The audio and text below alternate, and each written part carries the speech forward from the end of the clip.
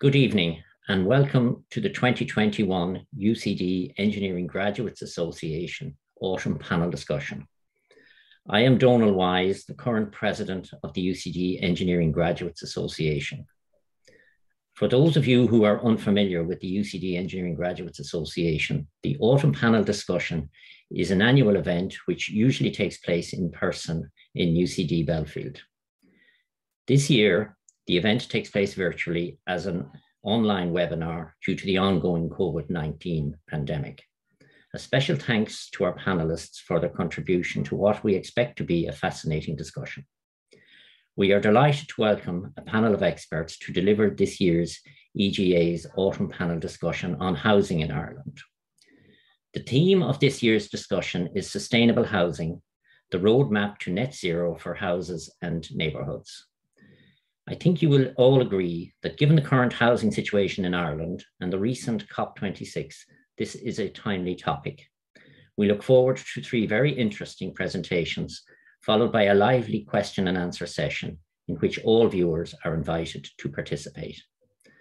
The panelists for this year's discussion are, in order of appearance, Dr. Oliver Kinnane, Assistant Professor, UCD School of Architecture, Planning and Environmental Policy, Dr. Shane Colclough, UCD Research Fellow and Chief Executive Officer of Consultants Energy Enterprises Limited, and Ms. Léan Doody, Integrated Cities and Planning Leader with Arup. Our moderator for this evening's event is Professor Aoife Ahern. Professor Ahern is Professor of Civil Engineering and College Principal of the UCD College of Engineering and Architecture and Dean of Engineering. For those of you who are members of Engineers Ireland, attendance at this evening's panel discussion will be considered part of your Engineers Ireland CPD obligations for 2021. However, please note we are obliged to keep a record of your attendance on file. I will now hand you over to Professor Ahern, who will formally introduce the speakers and their presentations. I hope you have an enjoyable and interesting evening. Thank you. Good evening, and thank you, Donal, for that introduction. So as Donal was saying, we have a very interesting evening ahead of us with three very good speakers. What I'm going to do is I'm going to moderate today's session. We'll have three presentations of about 10 minutes each. And at the very end, we're going to have a question and answer session, which I'll moderate, obviously, as I said. So what I would encourage you to do at the moment is to use the question and answer facility within Zoom to type your questions, and I and some of my colleagues will start to keep an eye on those, and we'll come back to them at the end. So as Donal said, we've got three speakers today. The first is going to be Dr. Oliver Kinnane. After that, Dr. Shane Colclough, and then following that, Léan Doody. So Oliver's presentation is called 51% by 2030, really. And it's going to be looking at the ambitious targets that Ireland has set for a 51% reduction in GHG by 2030, what that means for our environment, our homes and our neighbourhoods, and whether that's really achievable. And we hopefully will be able to have an interesting discussion about whether that is achievable. We'll then move on to Shane's presentation, which is Do NZ Dwellings Perform as NZ Dwellings? So again, we're looking at a real social housing scheme, the occupant satisfaction, the energy consumption and indoor environmental quality compared with established norms, and the financial implications from stakeholders. And then we'll move on to Léan's presentation, and Léan is from Arup. And this will be expanding out a little bit from looking at just the household and the home to looking at the neighbourhoods. And her presentation is Green and Thriving Neighbourhoods. So neighbourhoods provide an ideal context to develop reliable approaches, replicable approaches to net zero that can be applied to cities and beyond. And the presentation will look at how the district scale offers both scale and agility as we pivot towards a more sustainable future, acting as labs to test out pioneering new policy, trial partnerships and tech, or find creative ways to engage our residents. Before we start into the presentations, I'm just going to give you a little bit of an introduction to our three speakers. So our first speaker, Dr. Kinnane, Oliver Kinnane, is an assistant professor in the UCD School of Architecture, Planning and Environmental Policy. He's the founder and program director of the MSc in Architecture, Urbanism and Climate Action in that school in the College of Engineering and Architecture. And he's also head of teaching and learning there. He's academic lead of the Building and a Climate Emergency Research Group, and his research is primarily focused on understanding the impact of the built environment on climate change and identifying solutions through material, technology and design innovations. And he's PI on national and international grants funded by the Irish Green Building Council, Sustainable Energy Authority of Ireland and the European Commission EU grants deal. Moving on to Dr. Shane Colclough is Principal in Energy Expertise Limited, but also a Research Fellow in University College Dublin and University Ulster. As an engineering research consultant, his research spans both industry and academia, where he analyses the performance gap of low energy dwellings and what to do about any gaps that are found.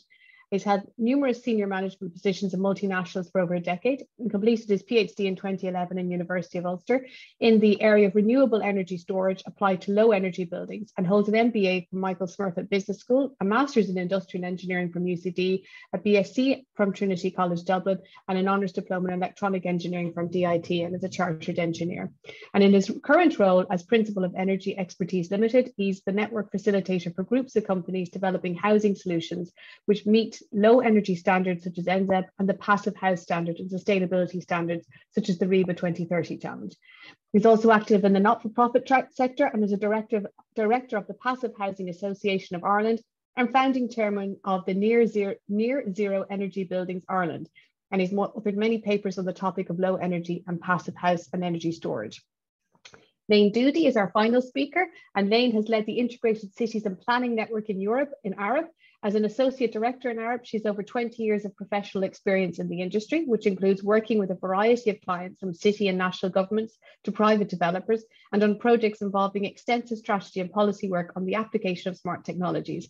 Some of her recent project work includes digital strategy and policy work for the Danish and Singapore governments, the Greater London Authority, Dublin City Council, Sydney, Canberra, and major master planning projects in Madrid, Singapore, and Dubai. In this evolving field, she's been active in working with research institutes and industry bodies to set international standards and research agendas. Before joining Arup in 2003, she completed a master's degree in urban policy and design at the London School of Economics, and her primary degree is in mathematics from Trinity College Dublin. So I think you can agree we've got quite a diverse range of speakers from industry and academia here with a lot of experience, and I think we're going to have a very interesting evening. We'll turn off our cameras except for the speaker during the presentations, and as I said at the end, all the panel will be available for questions. So please do put your questions and answers into the questions and answers facility. Thank you.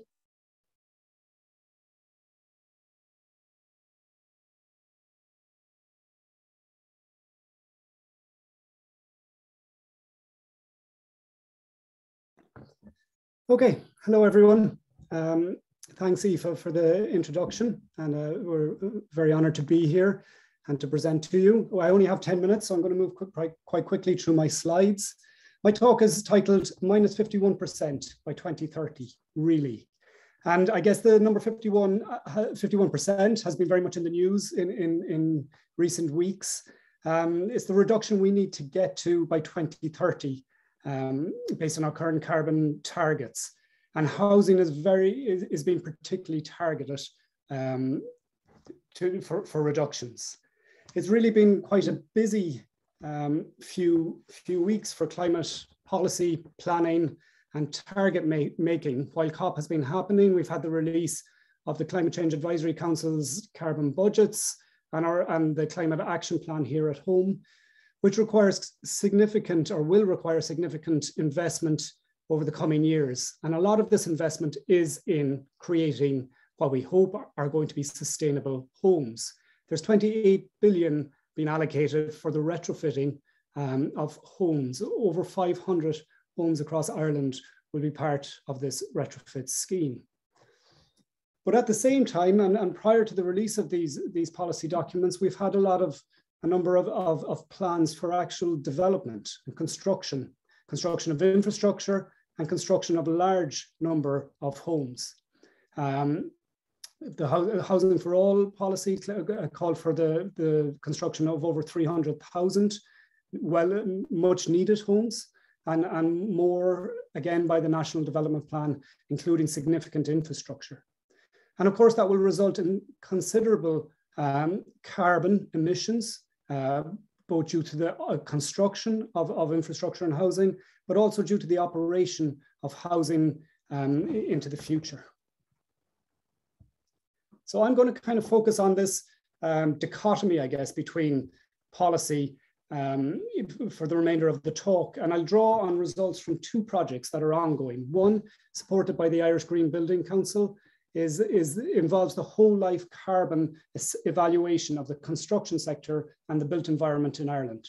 We just released a report that the IGBC included in their COP submission, and that project is heading for its second phase now and will be complete by early January. The second project I'm going to talk about is the Sustainable Energy of Ireland funded NZ 101 project, which is looking at near zero energy buildings in operation and evaluating whether they're performing as designed. And this work is being carried out by, or involves members of the Building in a Climate Emergency Research Group, which is a research group that we've recently set up and includes me as lead academic, but also my colleague Richard O'Hegarty, who's very much the research lead within the group and lead author on many of the papers and reports that I reference within this presentation. So to talk about emissions, Ireland in 2019 emitted 62.4 megatons of carbon dioxide equivalent greenhouse gases into the atmosphere. That fell by about 3.6% during COVID times in 2020, and is required or is supposed to fall by further 4.8% annually from now to 2025, and a further 8.3% annually in the years after. If we look, well, sorry, just to go back to this graph again, if we look at the built environment, so the built environment is about 33% of about a third of all carbon emissions or carbon equivalent emissions are related to the built environment. And this is exactly the study we're doing for the Irish Green Building Council, is trying to evaluate the emissions due to the construction sector and the built environment, a hole that is currently in our carbon inventory, national carbon inventory. And makes it very difficult for defining policy for the construction sector. If we zoom in on this 1/3 of national emissions in a bit more detail, and we look at the emissions across the building sector, we see that the residential operation of our houses and our homes, the heating and provision of electricity to those homes, is certainly the largest share of the pie. Now, this project involves evaluation of the residential sector, also the infrastructure, commercial and public buildings, but the residential sector has proven the most richest data and the most well-defined data. And we can see again, if we look at it again, that it is certainly the largest share, but the other defining characteristic of it is that the majority of energy associated with the residential sector is actually fossil fuel-based energy. And that is problematic, not least due to the high amount of greenhouse gas emissions that result, but it also, I suppose, separates the residential sector from what, arguably has been the greatest success over the last decade and a half towards a net zero future, which is the decarbonization or the reduction in the carbon intensity of our electricity grid, which has fallen considerably in the last 15 years. And if that continues, and it's projected to do so, and this is a relatively conservative estimate of a 50% reduction relative to what the most recent redraft of the Climate Action Plan is calling for, we should see carbon intensity of electricity of about 150 grams of CO2 per kilowatt hour by 2030. Currently, housing or the residential sector is only powered by about 30% electricity. So there's lots of opportunity to exploit this increasingly green source of fuel.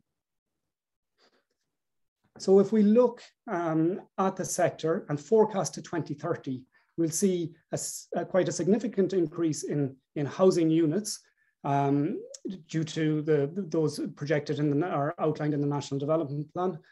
And we'll also see quite a change in the kind of the proportions or the categories of BER ratings for those houses, with an increase in A and B rated dwellings due to an increase in retrofit rates and quite a significant reduction in F and Gs and E's, of course. All of these parameters together, the carbon intensity, the increase in construction rates, but the increase in retrofit rates, will overall result in a reduction in the operational carbon of our housing stock from now until 2030, or at least is forecast to do so. If we kind of zoom out from the residential sector only and look at the built environment at large, what we see is that the reduction in operational carbon due to the residential sector is really driving a reduction in the greenhouse gas emissions related to the built environment across the board. However, it's not nearly enough, unfortunately. What we see is that we see a significant reduction of up to almost 40% in operational carbon across the building sectors, but we see very little reduction in embodied carbon, primarily because we have no policies in place or regulation in place that tackles embodied carbon. Instead, due to the increased construction rates, we'll likely see an increase in embodied carbon. And hence, we're going, based on our models and projections, we're going to miss our targets by about 40%, even with the very ambitious current policies. And it would seem that retrofit is essential to even reach the number that we're projecting. The Climate Action Plan is calling for the retrofit of over 500,000 homes. And it says that that will deliver, along with some other measures in parentheses there, but that should deliver about 44 to 50% reduction in emissions. So I guess my question, what we're interested to find out is, will it? And that's a lot of the focus of our NZ 101 project with the Sustainable Energy Authority of Ireland. We're looking and evaluating in-use operational performance of the technologies that we're introducing into these new near zero energy buildings, technologies such as the air-to-water heat pumps, the highly insulated, highly airtight building fabrics. And also in a recent study, in a paper that we did for the Civil Engineering Research of Ireland conference, we looked at the embodied carbon of retrofitting to an NZEB standard.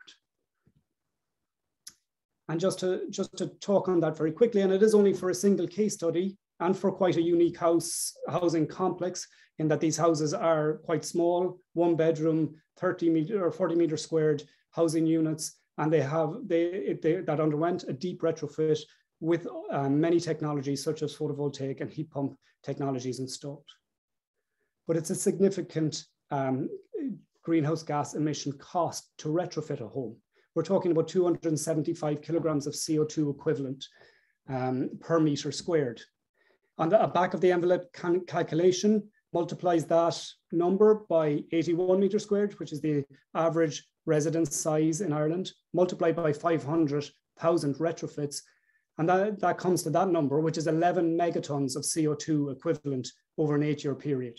So retrofitting our buildings alone is going to add considerably to the carbon carbon equivalent emission output, maybe about 1 to 1.4 megatons of CO2 per year. But also a challenge that we're facing and that we've identified through the NZ 101 project is these buildings in operation. What we're seeing is whether we're seeing heat pumps particularly underperform, primarily due to, a range of factors, but many due to poor installation. And when we see the COP, or the coefficient of performance of heat pumps in use at about 50% what they're defined as by the manufacturers, and hence well wide of their best practice. Through experimental testing of the building fabrics, for certain building typologies, we're seeing quite a underperformance of heat retention with much higher U values than anticipated or than planned for during the design phase. These results are concerning because this means that retrofit is not always working. And so if we're investing significant embodied carbon in the development of these retrofits, and we're not getting the operational energy savings, we're going to have a problem in meeting our targets. Really, I suppose the question becomes, is this the right strategy? And I guess that's where I leave it here and can discuss further during Q&A. Thank you. Thank you, Oliver. So we're going to pass on to our second speaker now, which is Dr. Shane Coakley. Thanks, Shane. Thank you. Yeah.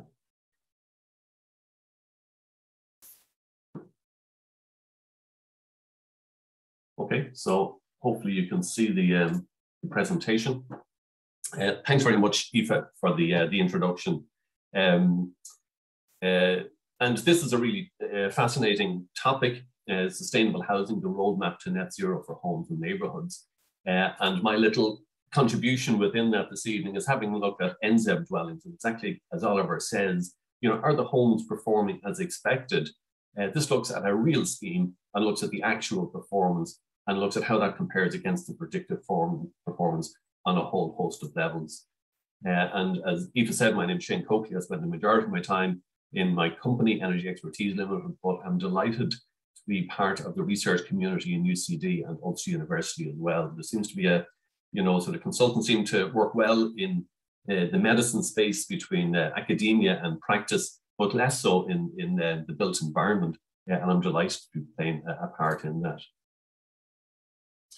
So this is about a post-occupancy evaluation, really, and it's all about the data.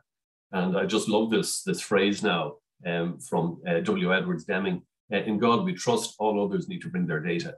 And, you know, the data that we're looking at is occupant satisfaction surveys. We must start with the occupants. And we try and convert this really soft sort of perspective in this data into hard data. And we've got very powerful tools for doing that. And then we get into the traditional sort of hard data in terms of the indoor environmental quality monitoring and the energy consumption monitoring, temperature, relative humidity, carbon dioxide, barometric pressure, etc. Overall energy consumption, regulated load energy consumption, which is the basis of the BER, PV generation, etc. And this is really just trying to understand then, is the building performing as expected? Well, what is the expectation? Well, then it's easy in a way to have a look at, well, look, if it's an A-rated building, we expect it to perform like an A-rated building. The question is, does it? It's key to achieving the objectives that Oliver spoke about earlier. And while the BER is interesting and is powerful in its own right in terms of the comparison, it doesn't say anything. It's not prescriptive at all in terms of thermal comfort. And then we have to look at international performance standards such as EN 16798, etc., in order to understand that and holistically what's happening. And as is often the case, if the building isn't performing as expected, well, then we need to have a look at more investigation in terms of overall heat loss calculations and measurements. And in UCD, I'm delighted to be doing overall heat loss measurements. There seems to be very little written about that in terms of the academic literature. So this is really for the first time that I can see we're actually measuring the overall heat loss of a building as opposed to just individual elements of it, such as the U-value measurements that Oliver spoke about. And indeed, infrared imaging helps us to analyze the building, and air infiltration testing in terms of lower door testing. Is the building losing too much by way of unintended air infiltration, or indeed overall ventilation which is intended? And really to put the meat on the bones in terms of this and to apply it, I'm going to have a look at a specific project from the NZEB 101 portfolio of over 100 NZEB dwellings that we're monitoring. I'll give you an overview of the case study buildings, talk about the occupant satisfaction, the actual temperature, the actual energy consumption, and then the cost benefit. And then look at who it makes sense for in terms of the stakeholders. And in terms of the case study buildings themselves, there are 12 homes, 31 square metre, one bedroom social housing dwellings that were heated with oil-fired central heating and electric storage heating. You can see how they were there before the deep energy retrofit. And the deep energy retrofit put on external insulation, put on PV panels, replaced the traditional heating with heat pumps, etc. And we ended up with a really nice scheme of 12 upmarket A-rated buildings bang smack in the middle of Wexford. Very attractive for any potential purchaser. And we went and we asked the occupants what they felt. And this is a fiendishly simple questionnaire that we give out. It's 2 pages. We support people as they go through it. And we ask questions such as, how do you describe the air in winter? You know, is it still? And the majority of people said yes, one, it's still, or drafty, and one person said it was drafty, but one person putting something in the middle. And we had all these questions on a scale of 1 to 7, and then some free form as well. But one of them, how would you describe the typical thermal performance conditions in winter? Look down the bottom. Overall, very high satisfaction rates, 5, 6, and 7. And then the question is, well, that's interesting, but how does that compare with other similar dwellings? And here's an example of our statistical analysis that we can do based on the data that we gathered, and we've converted into hard data now. These individual dots represent individual dwellings in the database, and we find is that for this particular scheme, people are coming in at the very top in terms of occupant satisfaction in winter. So people are really happy with these homes. And then we have a look at the hard data. Well, what are the temperatures like? And the building energy rating, so if you're getting an A rate, the software that does that deep assumes that there are 2 heating periods and a total of 8 hours for heating during the day. And there are 2 set temperatures, 21 degrees Celsius in the living room. And you can see that over on the right here, 21 degrees, and then 18 degrees Celsius in the rest of the dwelling. You can see that 18 here, but you'll see that the temperatures actually are higher, and they're consistently higher. And we saw 2 trends really in terms of the recorded winter temperatures. One was that the temperatures were exceptionally high compared to the set temperatures assumed. If you look at this, 18 degrees, we're coming in at sort of 24 degrees here. And also that the heating is continuous, that there aren't heating periods when the heating is on and off. And these are 2 significant findings, and they're borne out with other schemes that we're monitoring as well. And of course, this has implications for energy consumption compared with what's predicted by the building energy rating.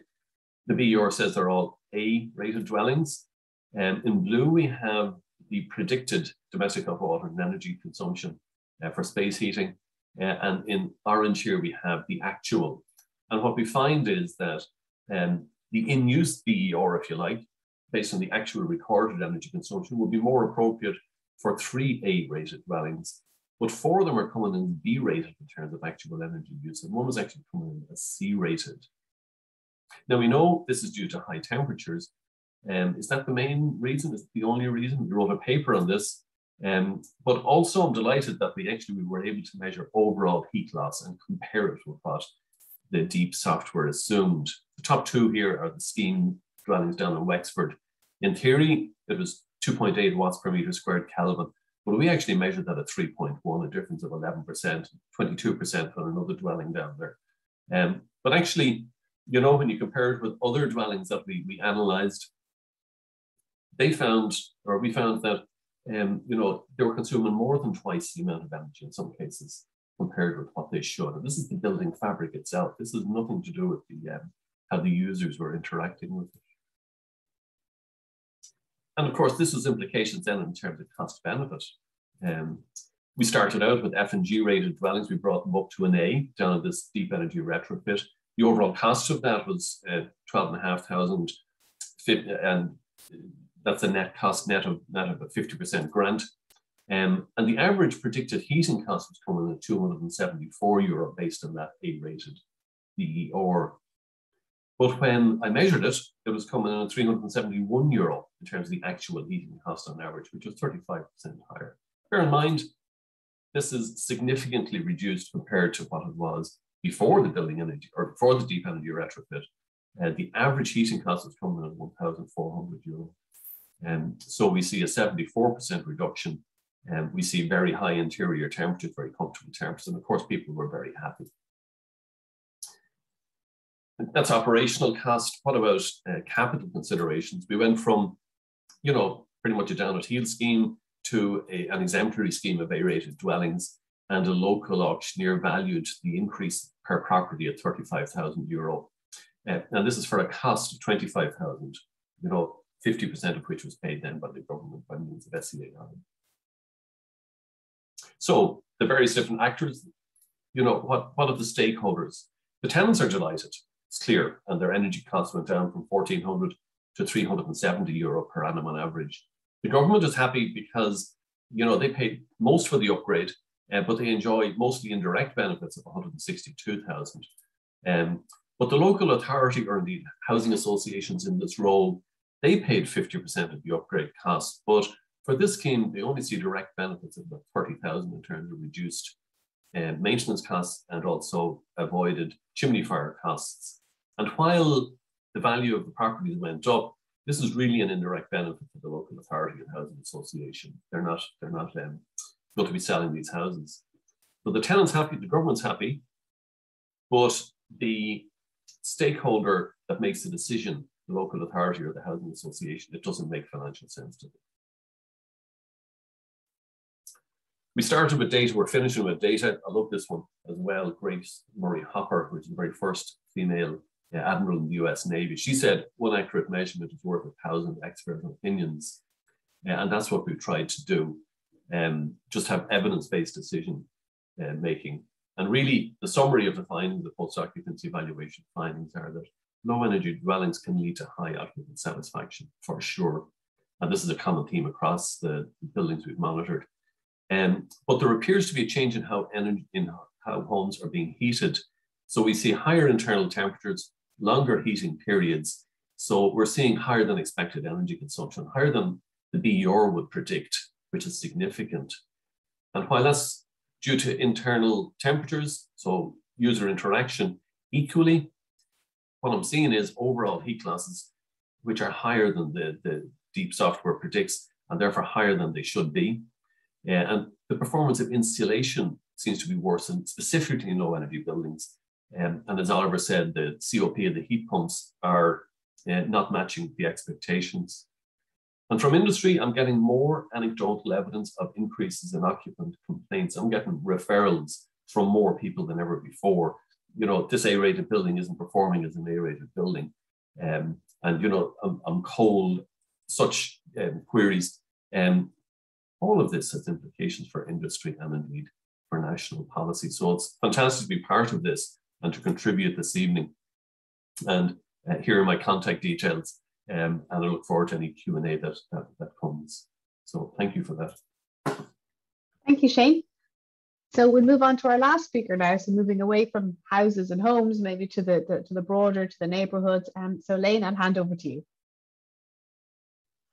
That's great. Thank you very much, Aoife, and thank you to the other panelists. It's been a fascinating evening so far.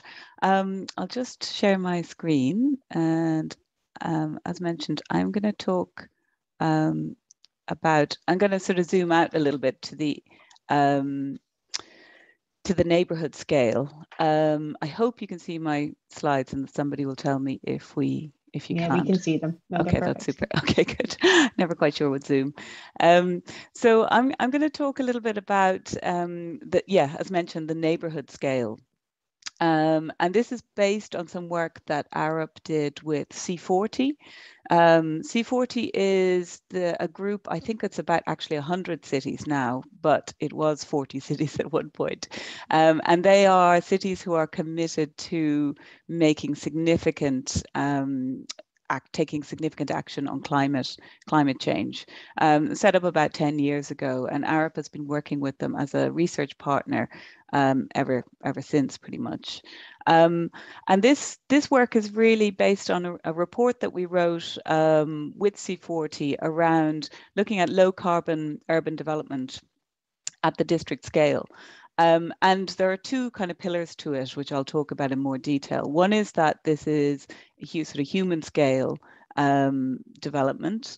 Shane mentioned the importance of the occupants, the importance of the people who live in the place.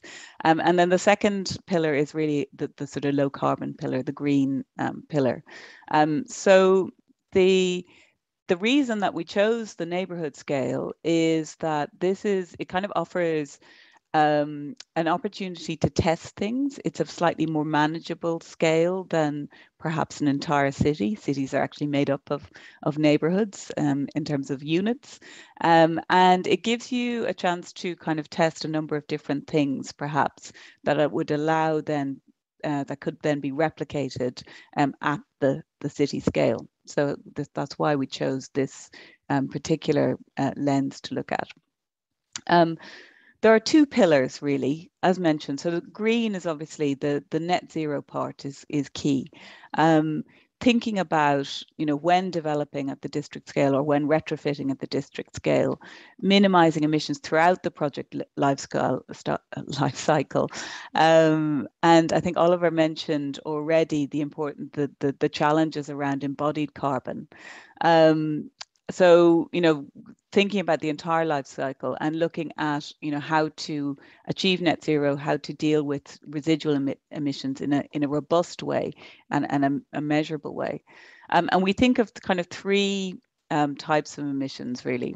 First of all, the operational emissions, and we've talked about that, and the last two speakers have talked about that in terms of the annual emissions that are due to users, essentially how people use buildings, in terms of the public spaces. So not just the buildings, also the spaces around the buildings. We're also thinking about the transport in the district, and we're thinking about waste, how waste can be processed.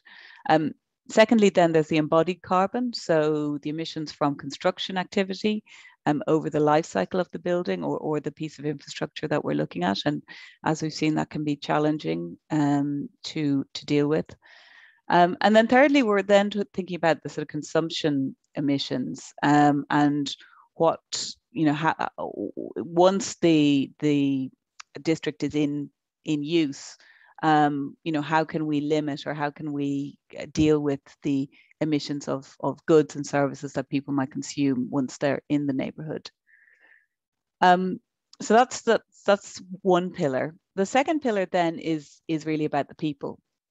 And, the Anne Hidalgo, who's the mayor of Paris, no doubt most of you have probably heard at this stage of the idea of the 15-minute city. And it's an idea that, you have a place where people of all ages and backgrounds can meet their daily needs close to home. It doesn't necessarily mean that you spend your entire time, your entire life within 15 minutes, although I'm sure many of us have had that experience this year of spending their entire lives within 15 minutes of their houses. But that's not really what it means. It means that you are trying to figure out and meet the essential needs of people at the neighborhood scale. And that might be different in different cities.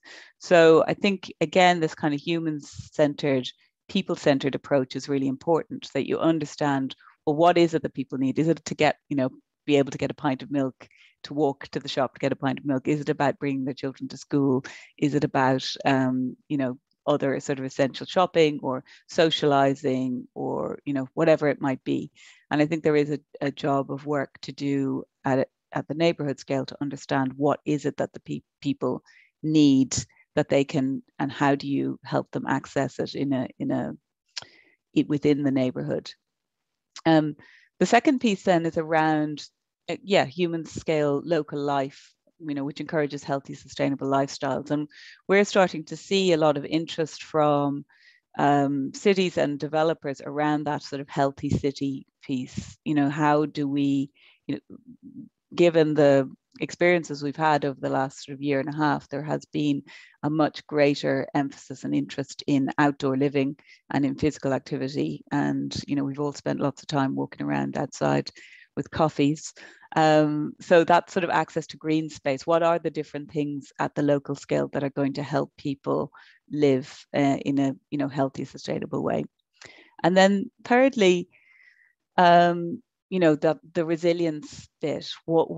How do we make a resilient places that allow people to, allow for adaptation, but also allow people to prosper? So it's not just about surviving, it's also about thriving and, doing well, no matter what the shocks and the stresses and the sort of climate related impacts might be.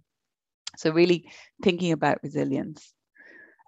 We have, in this work, we have developed or uncovered 10 approaches for achieving these green and thriving neighborhoods. And I'll just go through them briefly.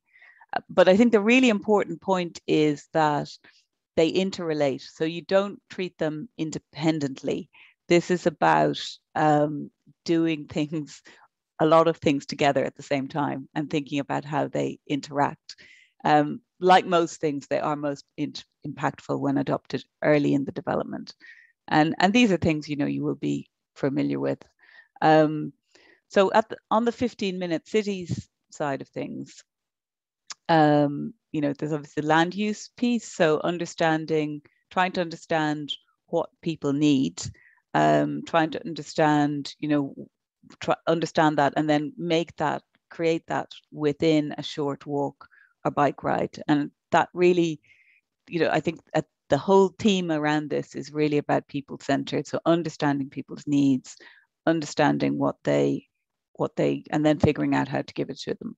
So again, people-centered mobility. So encouraging active travel, thinking about well-designed spaces, thinking about safety, thinking about, you know, lively places that encourage people to go outside and encourage people to walk. You know, thinking about infrastructure that people might need, you know, cycle lanes, well-designed pavements, you know, places for public transport, you know, and then the kind of services that would use that infrastructure, like buses, like maybe, you know, bike rental, micro-mobility options, etc. The third one then is about connected place. So thinking about the connectivity between the district or neighborhood and the rest of the city, and making the physical and digital links between those places. So thinking about perhaps green corridors between places to encourage people to walk, you know, making good connectivity and accessible transport links between places. So not thinking of neighborhoods or districts as islands, really trying to knit them in to the overall city to increase that accessibility. And then fourth, you know, making it a place for everyone. So thinking about jobs, thinking about economic opportunities, thinking about the living standards of all the people within the place, you know, and again, understanding those people's needs, coming back to that understanding. Secondly, then the whole clean and green theme.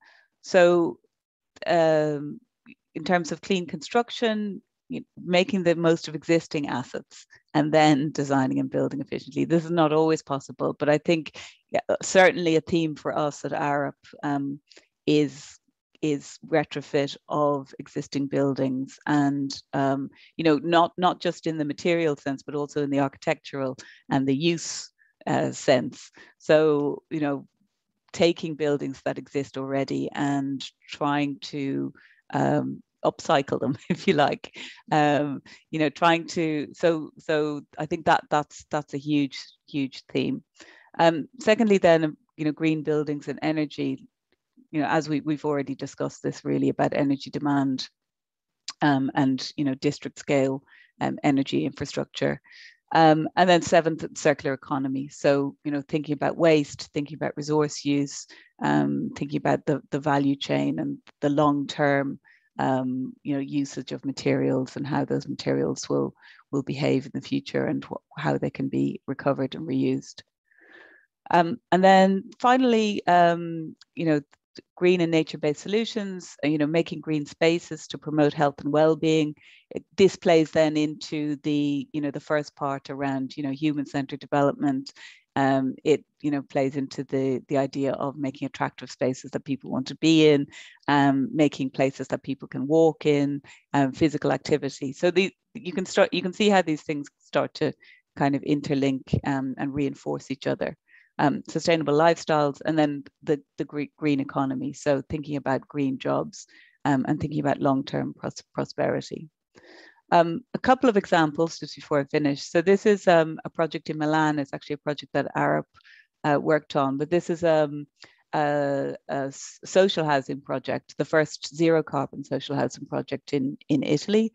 As you know, it looks at obviously at the material, the efficient buildings and energy, but it also looks at sustainable lifestyles and, you know, gives people advice on energy saving opportunities, looks at energy monitoring, so tries to make people aware of the energy consumption of their homes and tries to sort of you know, provide a platform for them to do something about that, you know, to be part of it.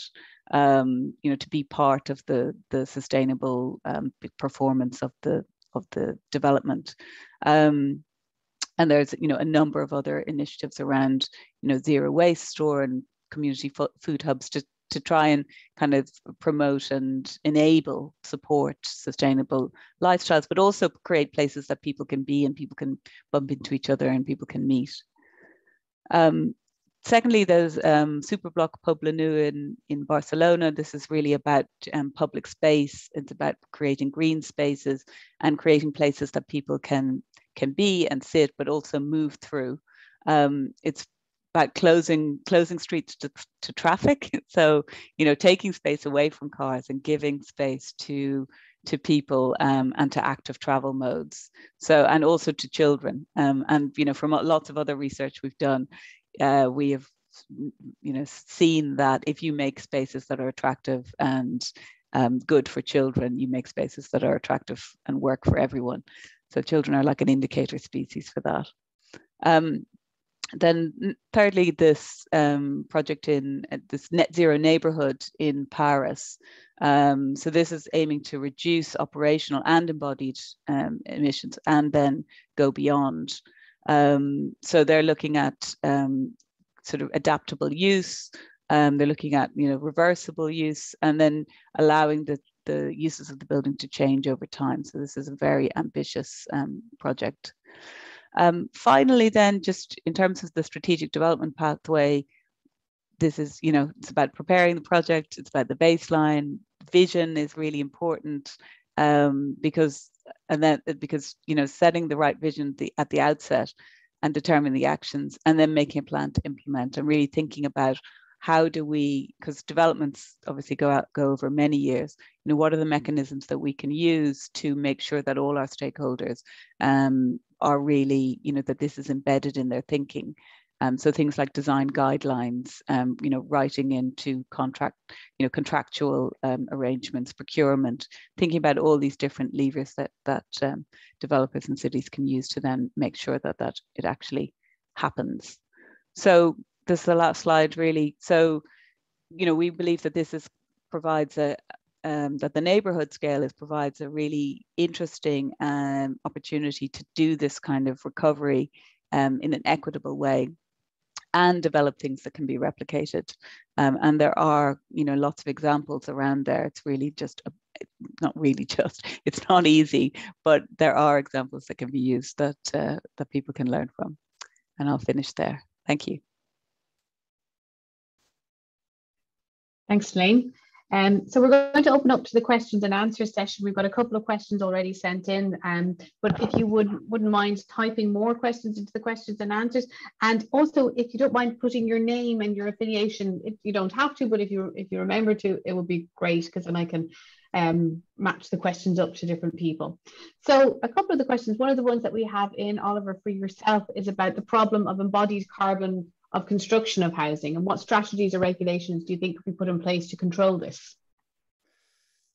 Yeah, it's a good question. I mean, certainly there's very little. There's essentially nothing in place in the majority of countries, but particularly in our own. There are some countries in Europe who are adding it to their regulations, but there's nothing in place in this country. I mean, we're not going to get there. We're not going to get to our targets by just dealing with operational carbon. So we do have to at least tackle the issue of embodied carbon somehow, whether through regulation, it's open to debate whether regulation is the right strategy or not.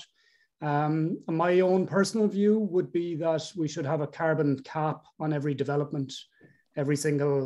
Every house that's constructed should have a carbon budget allocated to it and should not be allowed to go over that carbon budget. How that's implemented, how it's controlled, or big questions, but that would be my feeling. Certainly at planning stage, I think, and then subsequently at build as well. Okay, and Shane and Léan, if you want to jump in on that question, either if you want to add anything. No, okay, we can keep on moving because there's lots of questions coming in. Another one that we have here is to what extent is the Irish approach to sustainability tailored to our own climate? So we have a temperate climate, and so for instance, insulation does not have to be at the same level as countries which experience much colder winters, like in Northern Europe. So do we need to tailor the approach we take to suit what the climate conditions are here in Ireland? Maybe Shane, you might want to take this one first. Sure. Yeah, if I think we do. My background was in Passive House, and here is a standard which is international. But you'll find that in order to achieve 10 watts per meter squared, which is the Passive House standard, you need an awful lot less insulation here than you do in the likes of northern Sweden. So when you can tailor a dwelling to the particular climate conditions that it's going to experience, you can get advantages. And certainly even, in terms of passive house design, and I'll talk about that now as a leading example of low energy, which is where we're trying to go. If you do things right and you design it for the specific site that's there, or indeed the specific conditions, that means you can reduce insulation levels. You can orient it so that you actually pick up the local solar radiation. And some of the discussions that I have with clients in the industry is around reducing the air infiltration from 0.6 air changes per hour. I mean, our building regulations are 5 at the moment. So it's about reducing the air infiltration from 0.6 down to 0.4. And if you do that, well, then you can save money in the insulation, perhaps in the attic in terms of the insulation thickness, but still achieve 10 watts per meter squared. It's a really low energy example. So I think really, in answer to the question, yeah, we need to tailor it locally, and we need to bring the smarts, I suppose, that we possess as engineering graduates, to try and help the industry in that respect. And how much does that happen? That solutions are tailored for local situations, or is there a tendency to try to look at this is what has worked elsewhere, so we'll do the same here?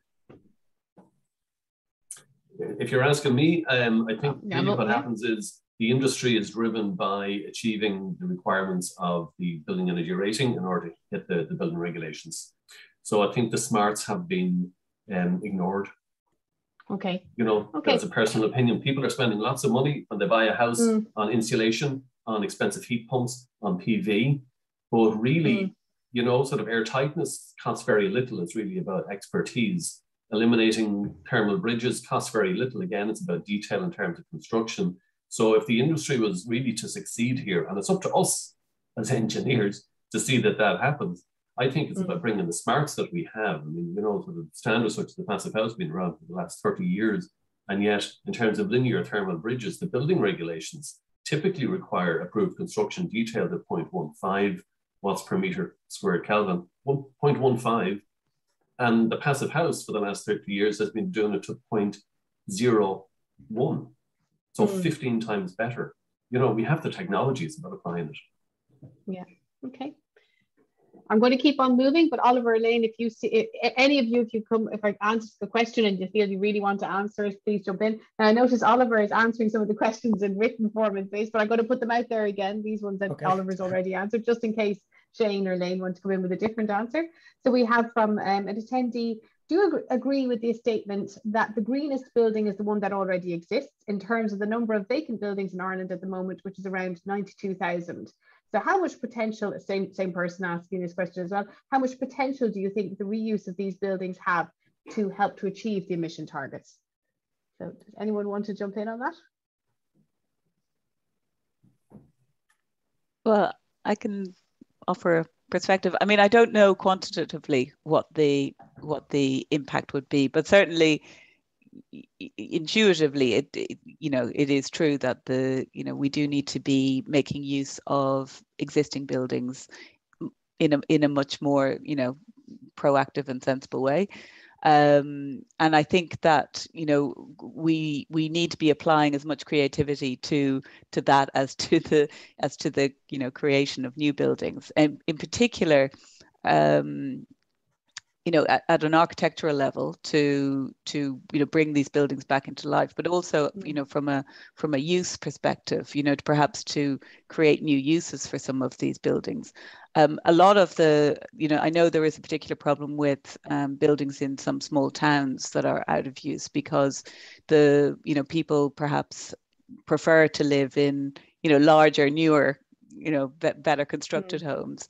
And there does, so there does perhaps need to be, you know, particular interventions around those, and that creates that is linked to creating, you know, vibrant, you know, places within these towns that people actually want to be. So I think there needs to be perhaps a slightly broader perspective taken on a kind of place-based approach, not just in individual dwellings, you know, in terms of creating of some of the things that I talked about, you know, thinking about transport, thinking about, you know, creating lively, vibrant places, thinking about services. So, you know, thinking about the place as a whole, and not just thinking about individual dwellings and how can they be retrofitted, thinking about the whole thing together. Yeah, okay. And Oliver, you had a similar kind of answer, that we do need to look at those buildings, in particular the carbon that's been sunk already in building those, and not wasting that. We have a couple of questions from Magella Henshin. The first one is about heat pumps and what should we be doing to make them more effective? What kind of certification do we need to have, or is there something we need to do in installation there? Yeah, I can take that one up, Aoife, because I already replied to it in the chat. But yeah, I mean, certainly I think installation is a big issue. I think that a lot of the UK studies that had a large sample size showed that you know, a lot of the underperformance of heat pumps was due to poor installation, too long pipe runs, you know, that were poorly insulated.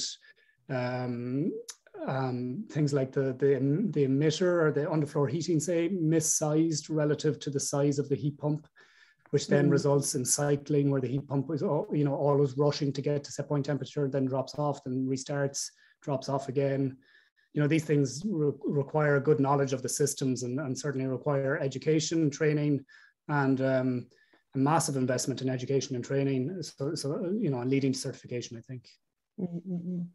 And Magella has another question, which is kind of related a little bit to the homes and keeping them warmer as well, around about that Irish people may have a tendency to overheat their homes. So even when homes have very good BERs, etc., maybe we're not judging how much energy they're using correctly, because we have a tendency to whack up that heating to 23 degrees rather than what it's expected. So what can we do, she's asking, to encourage people, or maybe to educate people about what they should be heating their homes to? She suggests putting on warmer clothes. What other suggestions might you have? Shane, I'll leave that one to you, maybe. Thanks, Aoife. Look, when I do post-occupancy evaluation, you know, sort of I've got one scheme in mind where I was going down to a passive house, and it was November, and I rang the doorbell, and the door was answered by a guy literally in his shorts and t-shirt. And then I was asking him questions in terms of thermal comfort, and is the house too warm on a scale of 1 to 7, etc. Going through and he turned around and he says, that house would burn you. He says, it's too warm all the time. I can't sleep at night. The bedrooms are too hot, you know. And then, of course, I was going through exactly the same questionnaire with his partner, and she was saying, finally a comfortable home, you know. Yeah. And, you know, so there's different expectations, I guess, of what's comfortable. Yeah. Expectations, personal preference. But what I do know is when I looked at the energy consumption of those homes, they were exceptionally low. People were paying sort of €300 for the year for heating them. So in a way, even with those high temperatures, it didn't matter to them financially. And these were social housing tenants, because you could get it up to a stable temperature and keep it there. Now, there's a if you look at what's happening in terms of retrofit and heat pumps going into homes, often the objective is to get it up to a nice steady temperature and maintain that, because you don't have the same power in heating systems that you had in the past. So it's important to make use of the thermal capacity that's there in terms of the home. If you heat the walls up and they retain the heat, well, then actually it can be cost effective to maintain that temperature rather than try to have the heating come on early in order to have the house comfortable by the time you get up. So it's not quite as simple, I suppose, as we would like from an engineering perspective. We can design it any way we want, any way that the client wants, but there's a real, you know, there's an education piece, there's a thermal comfort piece, and it's not simple. It's not simple. Another question now from Owen O'Connor, and it's about, Elaine, I might put this one to you because it's looking at smart buildings and cities, so how they work together, and whether buildings can communicate with each other on using energy more efficiently, allowing more control of occupants of their energy use through automation of devices. Yeah, it's a very interesting question. I think, I mean, we are starting to see more, sort of certainly on the commercial side of things, with commercial occupants and commercial building owners, a lot more use of smart technology for energy usage, but also actually driven more probably from a health and occupant satisfaction point of view. So, you know, you will see at a portfolio level a lot more controls, smart controls being put in, particularly around air quality, you know, monitoring and measurement of air quality, particularly, you know, given the pandemic and the situation we've been in, and then energy also as part of that, as part of the kind of building management system controls. So I think that so I think, you know, I think that the sort of first movers or the sort of mainstream of that kind of smart technology is really on the commercial building side of things. I guess there is potential at the kind of district residential scale, but it's hard. It's not so much at a technology is not so much the issue. It's more the governance and stakeholder management of how you would you know, get that automation going between individual dwellings. It might be something that the utility would have to manage and promote, you know, perhaps in conjunction with kind of more, you know, proactive grid management. So I would see that would be something that absolutely could happen and does, you know, is happening in some places, but it's probably something that yeah, would be a more utility-driven type of intervention, certainly in this country. Okay. Next question I've got, well, there's a few questions about BER ratings, and the first one is from Robert Kazasjuk. I'm sorry if I've mispronounced your name, my apologies. And it's talking about the upgrading of homes to an A rating. So it said the upgrades of the 12 homes to an A rating highlighted a potential difference in expected benefits versus observed benefits for that A rating. The Climate Action Plan aims to retrofit most homes to a B2 level. And he asks, are there any studies that show whether the same potential differences would exist at that B2 level? Is it the case that perhaps the A rating is too ambitious, but a B2 could actually be fine in practice? I'm guessing that would be, Shane might be the best place to answer that. Yeah, Aoife, it's a really interesting point. There are some studies in terms of retrofit to the B2 standard, and I know the Tipperary Energy Agency were heavily involved in that and came out with a study on super homes, which looked at, you know, in terms of right sizing the radiators. So if you're within a heat pump, typically you have to, you know, have the walls well insulated, remove any drafts, do the air tightness right, put in ventilation. But typically the radiators can be too small for a room if they're operating at a much lower temperature than a gas or oil boiler. So they did a lot of work around that, and they came with some interesting conclusions. And the question in terms of whether B rated is more achievable, you see, the building energy rating is about the building fabric and about the heating system, for sure, and about energy consumption, but it's also about the use of renewables. So the operation of the heat pump, is that operating optimally? Is really a question, you know, in terms of matching the intended energy consumption with the actual. And also, you know, you can build a building to a C standard and then put on lots of solar panels, and all of a sudden you've got a B rated dwelling because overall the energy consumption is down to where it is. And I do keep going back to this whole principle, if possible, to do it with the fabric, because there are very interesting studies now which show that, you know, if you build a building right, if you like, and get the building fabric right, well, then you're not going to need to have as large a heat pump with the embodied energy that's going to have to be replaced every 10 or 15 years or whatever. You know, equally then you need to be very careful if you're putting in mechanical heat recovery and ventilation systems, because they've got a high embodied energy And again, you have to replace them every so often. So a lot of the embodied energy that we're sort of buying into is actually a continuing cycle of having to invest and replace technology. And in fact, we should really do it right and make sure the building fabric is done first. So I think sorry, sorry, no, I was going to say, I think there's a related question here from David Timoney, which I think ties in very nicely with what you've just talked about here, and it's about the lifespan of some of these A-rated buildings. And maybe again, what you're talking about, if the building fabric is done right, maybe those issues like the lifespan of the heat pumps, etc., becomes less important in those situations. But his question is, what do you think the expected operational lifespan of a recently built A-rated building would be?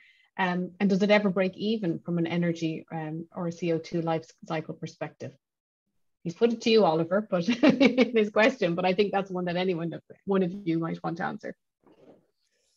I mean, they do break even. They've been contemporary NZ design buildings in that they, you know, there is an awful lot of attention put on the embodied carbon currently, but really over the lifetime of a building, and particularly with a fossil fuel generated electricity supply, the operational carbon is going to outweigh it.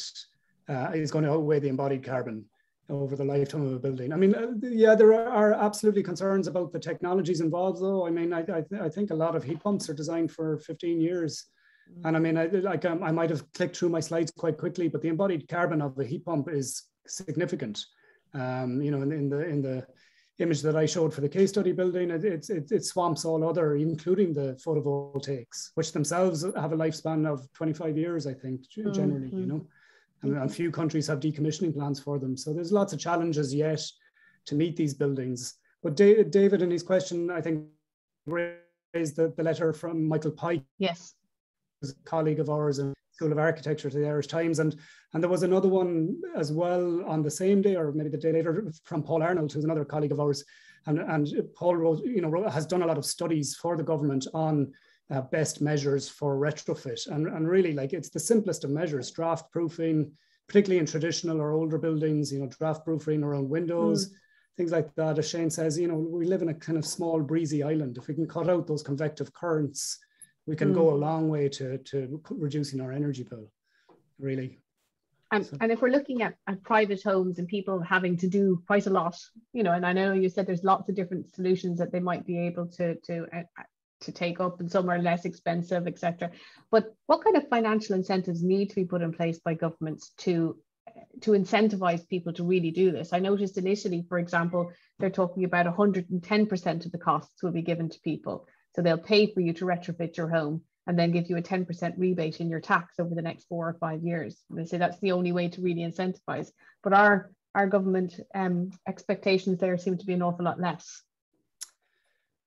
Yeah, I'll give a quick opinion, and maybe Shane, I know, has done a lot of economic analysis, or Léan might have ideas, but I'm worried about the numbers that that I showed in my second slide or something. This idea that 56,000 per home, you know, a lot of these are poorly built homes in the first place. It sounds like a very heavy-handed approach to then just come along and, you know, throw a load of money at it, adding insulation, when, as Shane said, there's things like, you know, linear thermal bridges, convective paths for infiltration that could be cut out for, you know, maybe a 10 euro voucher down at, you know, B&Q, you know, buying some. I feel we need a lot more smarts and a lot more understanding of buildings before we go and throwing lots of money at it, would be my opinion. Okay. Shane and Léan, do either of you want to come in on that? I might add one thing. It's expensive. It is expensive to do a retrofit, and you know that 50,000 or 55,000 that was quoted in the paper last week. I think that's about right. You know, for a standard home, and then you look at payback, and it's difficult.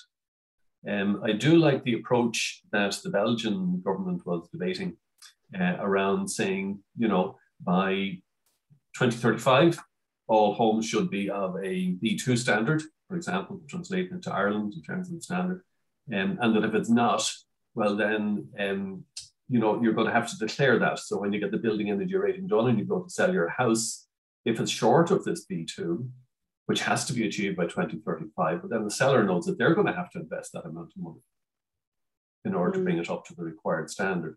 So if we set the target and say, this is where we need to be, and are clear about it and mean it, which is, I suppose, the difference between where we are at the moment and where this approach could actually add something, well, then it would make economic sense to upgrade your building so that when you sell it, you can actually get a realistic price. And I mean, I really do look at those houses down in Wexford. It was a deep energy retrofit, so it was expensive, 25,000 per dwelling. But the independent valuer said that, you know, those houses are like hen's teeth. You can't get A-rated houses in that location in Wexford town. And I could charge an extra 35,000 per dwelling when I'm selling that. So even from that perspective, it can make sense.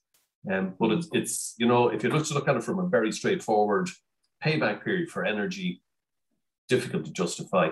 Even, and Oliver will talk about this with wax lyrical, I'm sure. If you look at it in terms of carbon and the embodied carbon that you're looking at, this is another factor. And then you have to have a look at it. And if you put in the embodied carbon and you get the energy consumption down, this is on the context of a decarbonising grid. So we're getting more and more renewable energy on our grid.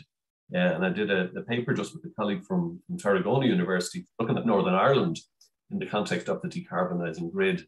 And things are not straightforward, but what it actually came back to was build it right first. You know, make sure that the fabric is correct as much as you can. And Léan, I was going to put a final question to you. I think it's very interesting to talk about buildings, but obviously there's a bigger context here, and you talked about more sustainable transport and how people maybe live and work in the same place in sustainable neighbourhoods. But you see that might be easier to do in an urban area than it is in rural areas. And how do we get around that? How can we create these more sustainable neighbourhoods in less urban areas? Well, I think at the, you know, there are different scales, obviously, and that people live in. I think, you know, at the level of the town, it's relatively straightforward. It is a lot of, you know, what was suggested in terms of, you know, an integrated approach to the place, and making it more attractive for people to live in towns. You know, there's loads of work going on in UCD, in fact, in the Towns Institute around that. I think at the, you know, most people live within 5 kilometers, say, of some kind of dwelling. And, you know, there are statistics, I don't have the statistics to hand, but most journeys are actually, for most people, under, you know, between 2 and 5 kilometers, and actually lower than that. So they are journeys for many people that could be made on an electric bike, for example, or you know, a bicycle, or some form of active travel, or public transport. Clearly, public transport is a huge investment going in urban areas. Public transport in less dense areas is more difficult to justify from an investment point of view. But there are plenty of newer solutions coming out. Like, I think the electric bike actually could be a really interesting you know, solution to short journees. The problem is at the moment that trying to cycle on many rural roads is you take your life in your hands. So you know, the investment needs to be in you know, making segregated cycle lanes, making safe cycle lanes, making safe places for people to you know, to use the roads, and perhaps encouraging, this is maybe more difficult, behavior change is always hard, but, you know, encouraging perhaps a more mindful approach to other users on some of our country roads. But you know, and clearly this is, again, not easy, but I think there is the fact that people don't actually, there is this, you know, I think, window for many people to try and encourage them to perhaps use different mode of transport for short journeys. It needs a multi-pronged approach. It needs the actual physical infrastructure, and then it needs, you know, perhaps other incentives or penalties. But it's certainly something that I think offers hope and new thoughts. I think there is hope there, but though it does sometimes make me feel a little bit disillusioned when you see articles like that. I think The Guardian posted earlier this week survey of how many people are willing to actually make changes to their lives for climate change, and the numbers are always very low. So we tend to talk a lot about what's happening at places like COP26 and how governments fail us, but real people often don't always want to make those kind of changes that you're talking about, but which are very necessary, obviously. Sorry, go on, Léan. Yeah. No, I was just going to say, again, I think that, like I talked about user research and the user centered approach, I think if you dig into what are the little barriers to people actually making change, you can find solutions. So we did a big report, piece of research for TII around women's use of transport modes. Women actually drive more than men in this country, which is kind of unusual in the international context. And there are many reasons for that. But once you kind of dig into it, it's a lot about safety and it's a lot about accessibility to public transport. But encouragingly, if the public transport is there, people are more likely to use it. But, and then there are, so really kind of trying to understand at a micro level, what are the reasons for people not doing these things? Then you can start to look at ways of changing it.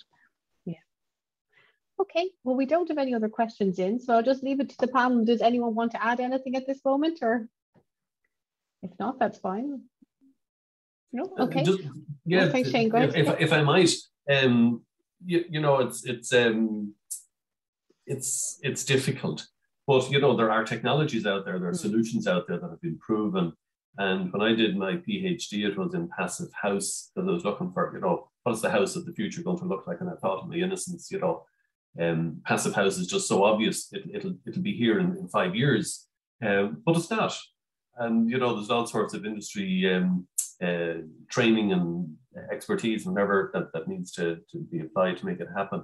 But there's a talk on Thursday, I was asked to mention it, from the Passive House Association of Ireland, about an SME up in Northern Ireland, the very first passive house in Northern Ireland. That was 10 years ago. And he's a great guy to listen to, William Moffat. But if you're looking for, I suppose, just an approach which might work, he has it in spades. He talks about his mother-in-law in the house that she's using for space heating, 1.5 cubic meters of wood annually. That's her heating in this passive house that he built at the very first one. So, it might be an interesting one to look at, on the EGA.ie website gives the detail for it. It's an hour-long talk. And that's this Thursday. Okay, so I'm sure many people listening today will be interested in that. So just remains me to say thank you to our 3 panel members for very interesting presentations and very interesting discussions afterwards. It's a really important topic, and especially in light of what's been coming out in terms of the Climate Action Plan. There's an awful lot of emphasis on both housing and transport to answer Ireland's requirements under that Climate Action Plan, because there's less emphasis on agriculture maybe than some people would like to see. So it really is something that there's a huge onus on there. And thank you very much for talking to us. That this is available recorded, so if there are people who didn't manage to catch all of it, or if you have colleagues who might want to listen to some of this, it is available as a recording as well. So thank you very much, and thank you very much to our audience as well for attending today. Thanks, Aoife. Thank you. Thank you. Bye-bye. Good evening.